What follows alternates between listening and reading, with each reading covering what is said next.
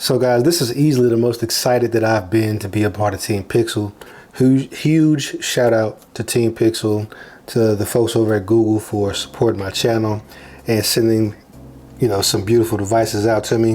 What I'm going to do is give a quick overview of the Pixel 7 Pro, which I have here in the Obsidian Black. Give you an overview of the watch, go over the specs, and then give you kind of my first impressions and initial thoughts of the new devices and who I think they're for.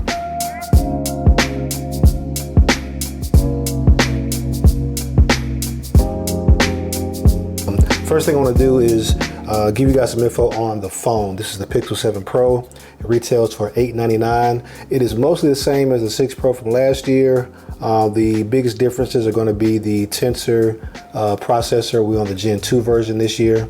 And also they refined the design a little bit. The camera hump is smaller, which I definitely appreciate. Also, they have added autofocus to the wide angle and macro mode to the wide angle, so that's pretty cool. And the design overall has been just kind of refined. The screen is a little bit flatter as well, so just as far as usability, there's an increase there. The big thing this year though, obviously, is the watch. Entirely new piece of kit. Haven't seen this before. Definitely excited to give this a try. I did go through and play with it. I got everything set up for the most part, but right now there are just so many updates. There's a system update for the watch. If I scroll up, you can see it's an update for the watch waiting. I can't install it until the watch is charging. It says battery too low. The phone actually has some updates that it's trying to install as well.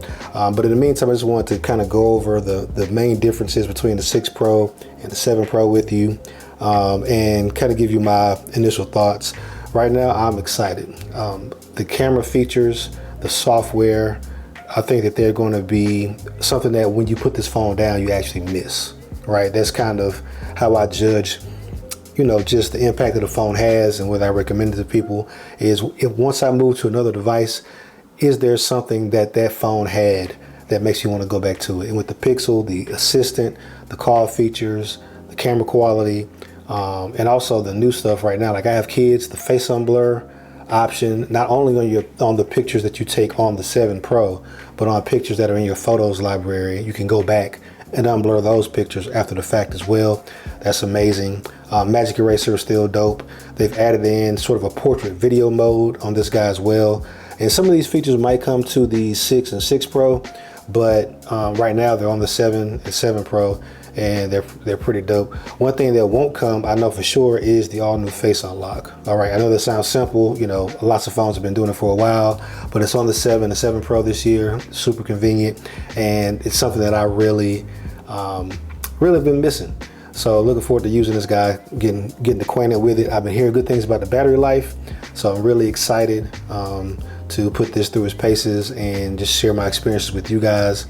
But yeah, retails for $899, which I think is a great price.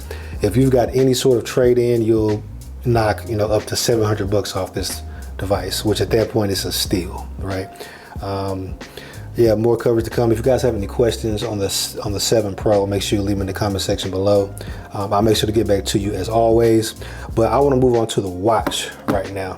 So I've been playing with the watch a little bit. I did actually take off the band and put the band back on. I know that was kind of a big pain point for a lot of reviewers that were getting their hands on the watch and trying to swap out bands. There was some frustration, and you can see in the B-roll that I'm showing you right now, the watch band actually has 3 little teeth on it, and it seems like when you are about to put the band back on, you need to seat the first tooth and slide all of them around, when really you're seating the first 2 teeth.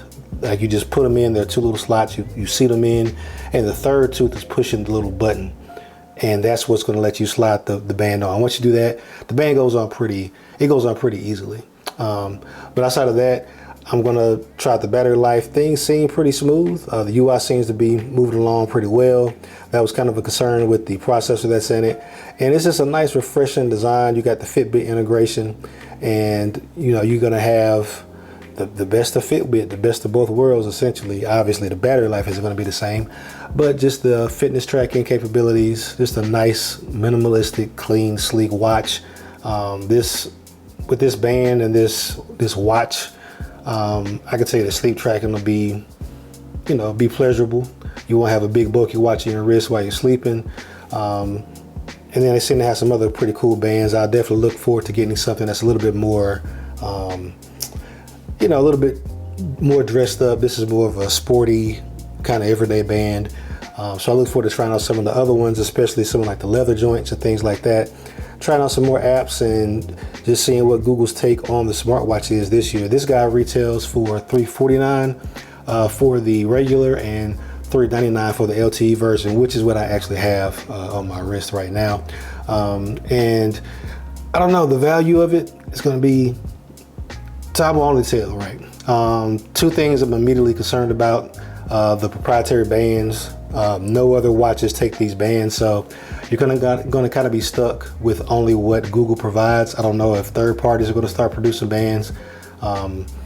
They kind of need to give this watch a little bit more flexibility. And second, this dome glass, the glass goes all the way around, so there's nothing protecting this glass piece from bumps and bangs and things like that. And if it was just a flat piece of glass, I'd be a little bit less concerned, but it's curved, which means it's just more susceptible to damage. So we'll see how it fares with those two things. And then also the battery life. Anybody who's used an Android Wear watch in the past or Wear OS watch in the past know that Android watches historically just don't have the best battery life. They're quoting up to 24 hours, which isn't very reassuring, but we'll see. All right, I'll report back to you guys. Also on the watch, same thing. If you have any questions, make sure you leave them in the comment section below. And we're gonna take a look inside the box. Right, this is the first ever Pixel watch. So this is the box. Like I said, they sent me out the LTE version, and normally the watch would be seated right here, and you pull this little sleeve up, and all of your kind of accessories are tucked on the inside here. So you have the charger, which I'm going to have to use immediately so I can get that update installed.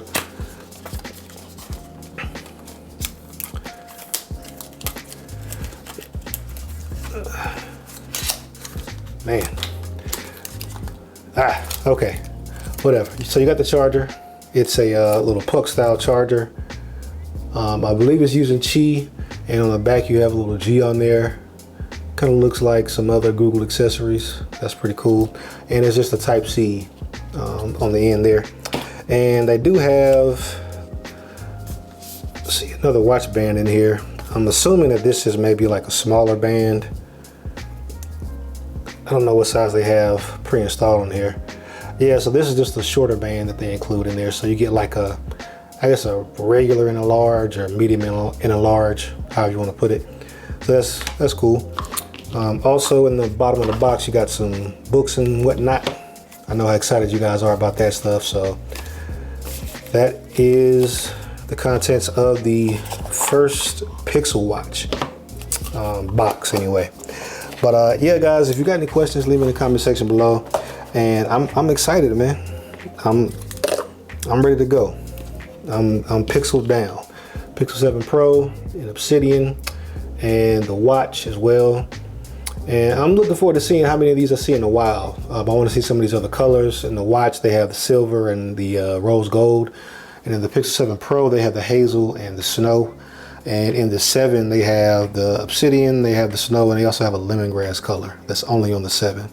So just curious how many of these I'll see in the wild at this point, because this is their second year with this new design and really leaning into advertising and a big push on the devices. And I think that most people that use them on Android, unless you're going down the folding lane, this Pixel 7 Pro is probably going to check a lot of your boxes. Like I said, $899 is cheaper than most. With trade-ins, you're getting great deals. But then also factoring in the 7, the base 7 at $599, that is a steal. All right, you're getting, mostly the same phone. You're not getting the telephoto lens that you're getting on the 7 Pro, but you are getting that main sensor. You are getting Face Unlock. You're getting the Tensor 2nd gen processor in there. I believe you're getting 8 gig of RAM in there, if I'm not mistaken. 128 gigs of storage at a base. And I mean, it's a 90 hertz display. You're getting all the Pixel software goodness, the assistant, the camera features. It's at $599, man. There's nothing competing with it. There really isn't, man. But yeah, guys, until next time, I'll talk to you. Peace.